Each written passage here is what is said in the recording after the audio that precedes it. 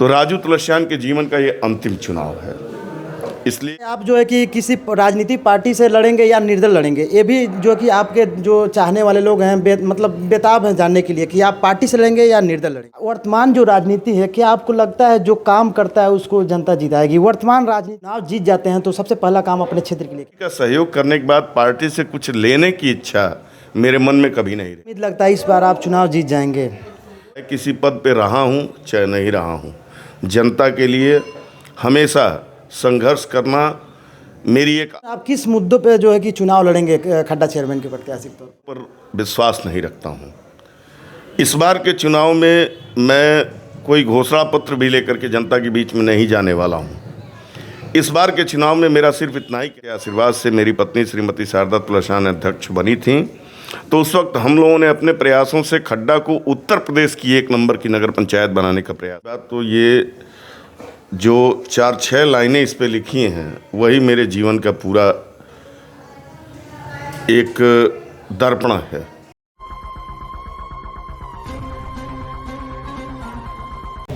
अभी हमारे साथ खड्डा के पूर्व चेयरमैन प्रत्याशी राजू तुलसियान हैं। एक हिंदुवादी विचारक धारा के हैं और इनसे जानने का प्रयास करेंगे वर्तमान में जो मतलब चुनाव लड़ेंगे कि नहीं और किन मुद्दों पर चुनाव लड़ेंगे। हालांकि मैं रास्ते में आ रहा था, एक पोस्टर इनका देखा हूं, आप लोगों को भी दिखाने का प्रयास करूंगा। ये पोस्टर, इस पर लिखा गया है कि यदि कर्म का फल मिलता है तो आपके आशीर्वाद पर हमारा अधिकार है। वो चुनाव लड़ते हैं, हम आपके लिए लड़ते हैं। सर, इस पोस्टर का क्या मतलब है? सबसे पहले आर्या पब्लिक न्यूज़ में आपका स्वागत है। आर्या पब्लिक न्यूज़ के आप संवाददाता, दर्शकों और आपकी पूरी टीम को बहुत बहुत बधाई कि नगर पंचायत के इस वर्तमान लोकतंत्र के महाउत्सव में आप अपनी भागीदारी को सुनिश्चित कर रहे हैं। और जहाँ तक रहा मेरे इस पोस्टर की बात, तो ये जो 4-6 लाइनें इस पे लिखी हैं वही मेरे जीवन का पूरा एक दर्पण है। इसमें लिखा हुआ है कि यदि कर्म का फल मिलता है तो निश्चित रूप से 35 सालों से मैंने कर्म किया है। सामाजिक जीवन में रहते हुए लोगों को न्याय दिलाने की लड़ाई लड़ी है। प्रशासनिक और राजनीतिक भ्रष्टाचार के विरुद्ध हमेशा संघर्ष किया है। चाहे किसी पद पे रहा हूँ चाहे नहीं रहा हूँ, जनता के लिए हमेशा संघर्ष करना मेरी एक आदत रही है। और मैंने कभी इस संघर्ष में न कोई जाति देखी है, न कोई धर्म देखा है, न कोई टोला देखा है, न कोई मोहल्ला देखा है। जो भी पीड़ित रहा, जिसे भी न्याय की ज़रूरत रही और जिसे भी ये लगा कि उसे न्याय नहीं मिल रहा है, उसको किसी भी हद तक जा कर के न्याय दिलवाने का संघर्ष 35 सालों तक मैंने किया है। और शायद इसी कर्म के बल पर 2012 में खड्डा की जनता ने एक बार मेरी पत्नी को नगर पंचायत अध्यक्ष बना दिया था। और 2012 से 2017 तक जब खड्डा की जनता के आशीर्वाद से मेरी पत्नी श्रीमती शारदा तुलसियान अध्यक्ष बनी थी, तो उस वक्त हम लोगों ने अपने प्रयासों से खड्डा को उत्तर प्रदेश की 1 नंबर की नगर पंचायत बनाने का प्रयास किया था। तो ये पूरा जो मेरा जीवन यात्रा रही है मेरी, वो कर्म के बल पे ही रही है। और व्यक्तिगत रूप से भी मेरा ये मानना है कि भगवान कृष्ण ने गीता में कहा है, कर्मण्येवाधिकारस्ते माँ फलेषु कदाचनम, यानी कि कर्म कीजिए, फल की इच्छा मत कीजिए। और मैंने अपने जीवन में हमेशा कर्म किया है। फल देना ईश्वर और ईश्वर के रूप में जनता का काम है। वर्तमान में आप किस मुद्दों पे जो है कि चुनाव लड़ेंगे खड्डा चेयरमैन के प्रत्याशी के तौर पर? देखिए, अब अगर चुनाव का समय है और चूँकि मैं भी एक प्रत्याशी हूँ, तो अगर राजनीति की बात करें तो वादे तो बहुत से किए जा सकते हैं, लेकिन मैं वादों पर विश्वास नहीं रखता हूँ। इस बार के चुनाव में मैं कोई घोषणा पत्र भी लेकर के जनता के बीच में नहीं जाने वाला हूँ। इस बार के चुनाव में मेरा सिर्फ इतना ही कहना है कि यदि 2012 से लेकर 2017 तक श्रीमती शारदा तुलसियान के नेतृत्व में हुए नगर के विकास कार्य नगर की जनता को याद हैं, तो एक बार पुनः मुझे अपना आशीर्वाद दीजिए। निश्चित रूप से 2012 से 17 तक जो नगर की विकास यात्रा की गति थी, उससे दुगुनी गति से मेहनत करके खड्डा को फिर से उत्तर प्रदेश की 1 नंबर नगर पंचायत बनाऊंगा। सर, क्या आप जो है कि किसी राजनीतिक पार्टी से लड़ेंगे या निर्दल लड़ेंगे? ये भी जो कि आपके जो चाहने वाले लोग हैं मतलब बेताब हैं जानने के लिए कि आप पार्टी से लड़ेंगे या निर्दल लड़ेंगे। देखिए, अगर पार्टी की बात है तो मेरा जन्म भाजपा परिवार में हुआ है। कुछ लोग भाजपा की सदस्यता ले लेते हैं समय आने पर, चुनाव आने पर, या चुनाव से पहले प्रत्याशी बनने के लिए पार्टियों की सदस्यता ग्रहण करते हैं। लेकिन मेरा जन्म ही भाजपा परिवार में हुआ है। मेरे परिवार की कई पीढ़ियां भाजपा जनसंघ और राष्ट्रीय स्वयंसेवक संघ के लिए समर्पित रही हैं। तो मैं भाजपा परिवार का एक सदस्य हूं, और जहां जब भी मुझे ये लगा कि भारतीय जनता पार्टी को सहयोग करना चाहिए, मैंने किया है। चाहे वो 3-4 विधानसभा के चुनाव हों, चाहे 2-3 लोकसभा के चुनाव हों, चाहे जब से खड्डा नगर पंचायत बनी तब से 1989 से दीपलाल भारती जी के चुनाव से लेकर के और पिछले चुनाव तक हमेशा मैंने भारतीय जनता पार्टी का ही सहयोग किया है। लेकिन पार्टी का सहयोग करने के बाद पार्टी से कुछ लेने की इच्छा मेरे मन में कभी नहीं रही है। हम लोग सामाजिक लोग हैं, हम लोग इस देश के नागरिक हैं, तो हमारा कर्तव्य बनता है कि हम अपने संगठन, अपनी पार्टी को अपना सर्वस्व दें। पार्टी क्या देती है ये पार्टी के लोगों के ऊपर निर्भर है, पार्टी के पदाधिकारियों के ऊपर निर्भर है। पिछली बार 2012 में हमने सैनिक चुनाव चिन्ह से निर्दल प्रत्याशी के रूप में चुनाव लड़ा था, और अभी इस वक्त तक किसी भी प्रकार से किसी राजनीतिक दल से मेरा कोई संपर्क नहीं हो पाया है। और अभी तक तो मैं एक तरह से फिर से निर्दल प्रत्याशी के रूप में ही हूँ। और यदि दल की बात आएगी तो भारतीय जनता पार्टी छोड़ करके बाकी किसी दल से मेरा न कोई लेना है न कोई देना है। तो भारतीय जनता पार्टी अगर मुझे अपना टिकट देती है तो निश्चित रूप से कमल के फूल को खिलाने का प्रयास किया जाएगा, अन्यथा मैं निर्दल प्रत्याशी के रूप में अपने सैनिक चुनाव चिन्ह से ही जनता के बीच में जाने का प्रयास करूंगा।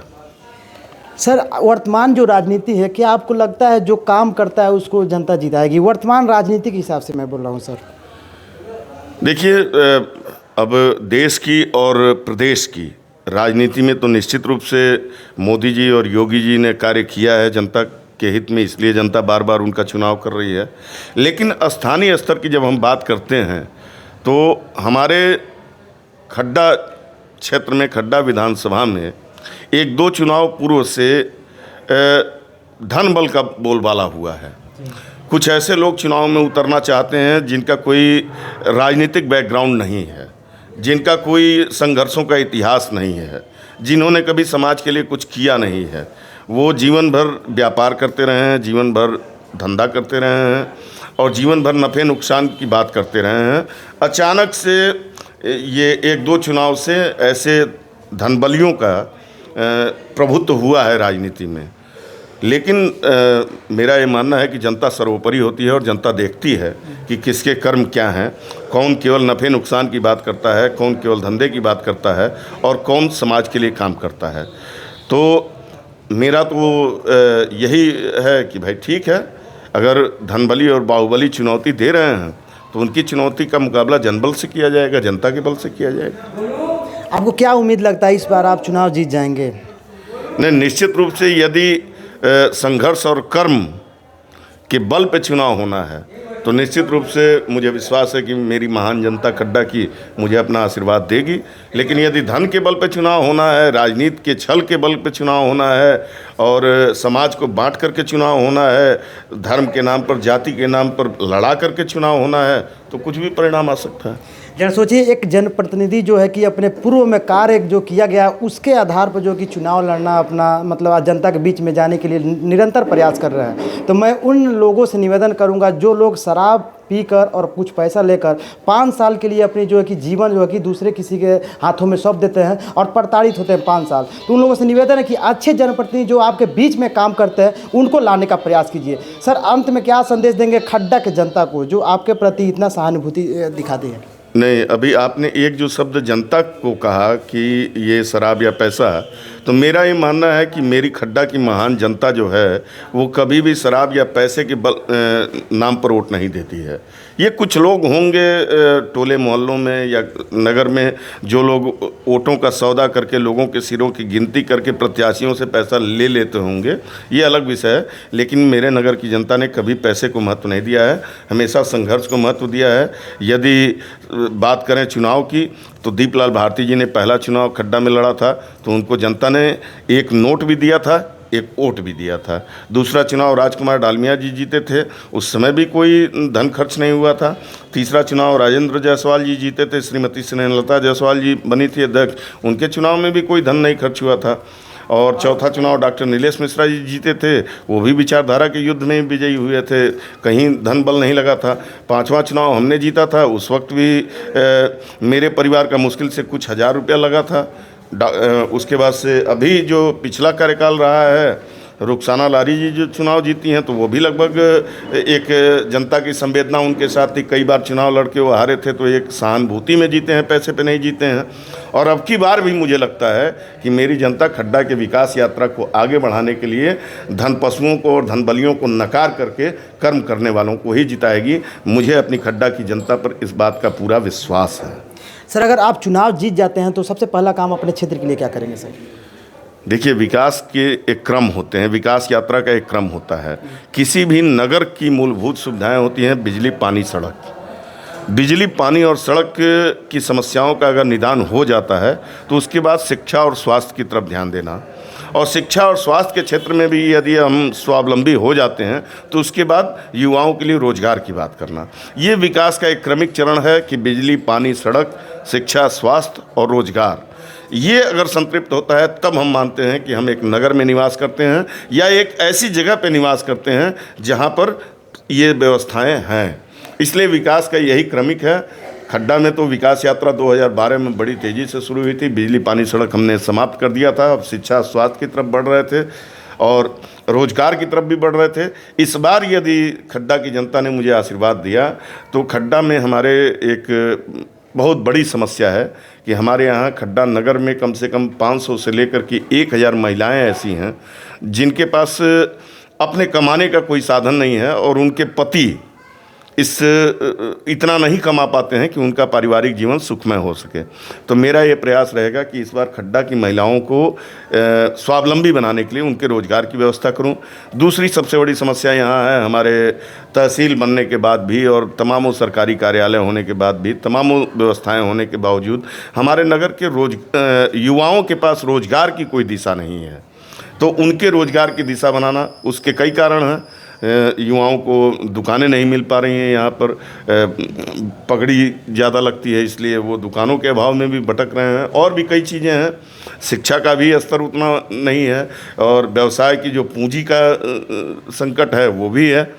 तो नौजवानों को किसी भी तरह से एक दिशा दे करके और उनके अंदर नगर का और देश का एक अच्छा नागरिक बनने का जज्बा जगाना, ये दूसरा काम है। और बाकी तो जो विकास के सारे कार्य हैं, एक बार पुनः उत्तर प्रदेश की 1 नंबर नगर पंचायत बनाने का खड्डा को प्रयास करूँगा।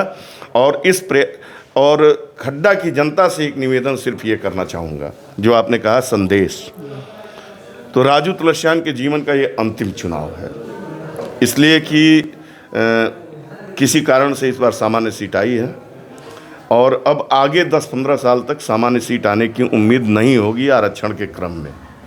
तो इस बार मेरे लिए अंतिम अवसर है, मेरा ये अंतिम चुनाव है खड्डा को उत्तर प्रदेश की सर्वश्रेष्ठ नगर पंचायत बनाने का। तो इस बार मुझे आपका आशीर्वाद मिलना चाहिए कि अच्छे से खड्डा को सजा के, संवार के और आपको एक सही दिशा दे करके मैं आपसे विदा ले सकूं और मेरा ये जीवन सार्थक हो सके, मरने के बाद भी खड्डा में मेरा नाम गूंजता रहे। इसी उद्देश्य को लेकर के अपने इस अंतिम चुनाव में आपसे अंतिम निवेदन करने के लिए आया हूं कि चाहे कोई कितना हो बड़ा धनबली हो, चाहे कोई कितना हो बड़ा राजनीतिक दल हो, लेकिन अपने बीच के अपने बेटे, अपने भाई और अपने शुभचिंतक राजू तुलसियान को चुनिए और इस बार खड्डा नगर पंचायत की विकास यात्रा को हम सभी मिलकर के उसी गति से आगे बढ़ाएंगे जिस गति से हमने पहले बढ़ाया था।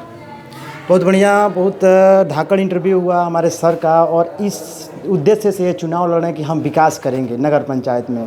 तो निवेदन है, जितना भी यहाँ पर लोग हैं जो वोट देते हैं, वोट करते हैं, एक अच्छे जनप्रतिनिधि को चुनिए और अपने क्षेत्र में, अपने नगर में एक अच्छे जनप्रतिनिधि को लाने का प्रयास कीजिए। बाकी भैया के बारे में क्या सोचते हैं, अपनी राय जरूर रखिएगा। बाकी हमारा प्रयास का सलाह ये भी आप लोग कमेंट करके जरूर बताइएगा। बाकी नए हो तो हमारे चैनल सब्सक्राइब कर दीजिएगा। भैया के लिए जय जवान जय किसान।